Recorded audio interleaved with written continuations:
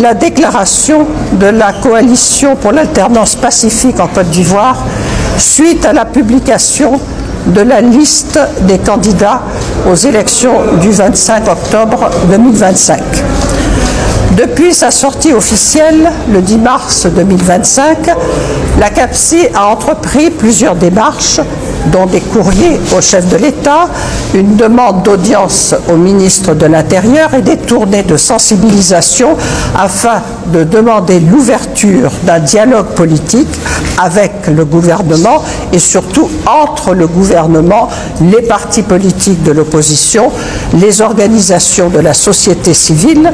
en vue d'engager les réformes permettant d'avoir des élections justes, transparentes, inclusives, pour éviter à notre pays les tourments des scrutins précédents,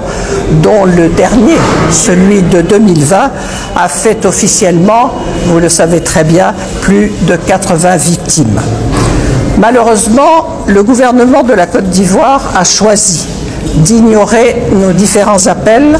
en dépit des marches, meetings non violents et autres actions entreprises par notre coalition, par d'autres partis de l'opposition, par des organisations de la société civile et certaines communautés religieuses. Le 8 septembre dernier,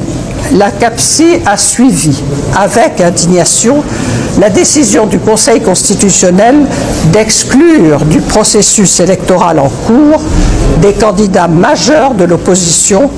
dont des membres de la CAPCI, je dis bien des membres de la CAPCI, à savoir le ministre Cheikh Tidiane Thiam du PDCI-RDA, le Premier ministre Afin Guessan du FPI et le président Laurent Gbagbo du PPACI, ces personnalités exclues contestant toute l'invalidation de leur candidature. De plus, le président sortant, dont le troisième mandat, largement contesté en 2020, a vu son dossier validé pour une quatrième candidature, ceci au mépris de notre Constitution, notamment de l'article 55, qui consacre le principe de la limitation des mandats présidentiels à deux mandats. Ces décisions du Conseil constitutionnel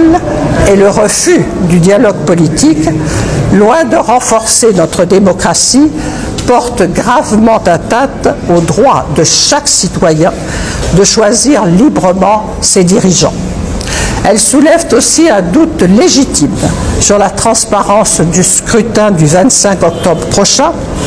Elles créent une injustice manifeste, installent un climat de frustration et de division dans notre pays, avec en prime une remise en cause de la crédibilité des institutions censées garantir les principes de l'état de droit. La coalition pour l'alternance pacifique en Côte d'Ivoire note la validation de la candidature de Mme Simone Eyivé Gbagbo, présidente du MGC, première porte-parole de la CAPCI, et la proposition qu'elle fait de se faire représenter au sein de notre coalition afin de pouvoir se consacrer totalement à sa campagne électorale. Aussi, la parole de la CAPCI sera dorénavant portée principalement par moi-même, Danielle Boni-Clavry, présidente de l'URD et jusque-là deuxième porte-parole. En conformité avec son objet, la CAPCI réaffirme son engagement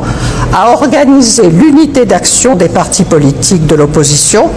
en faveur des réformes électorales susceptibles de garantir des élections inclusives, libres, justes, transparentes et apaisées. La CAPCI est solidaire du Front commun dans son combat et invite toute l'opposition ainsi que tous les citoyens ivoiriens à s'unir pour dire non aux injustices, à l'exclusion et à l'instrumentalisation de nos institutions. La CAPCI rappelle avec force que la démocratie ne saurait être la confiscation du pouvoir par l'arbitraire et qu'elle doit en outre être fondée sur l'inclusion, le dialogue et le respect des lois et des règles. La CAPCI appelle enfin l'ensemble des forces politiques, sociales et citoyennes à rester mobilisées et unies afin que la volonté du peuple souverain prévale. Je vous remercie.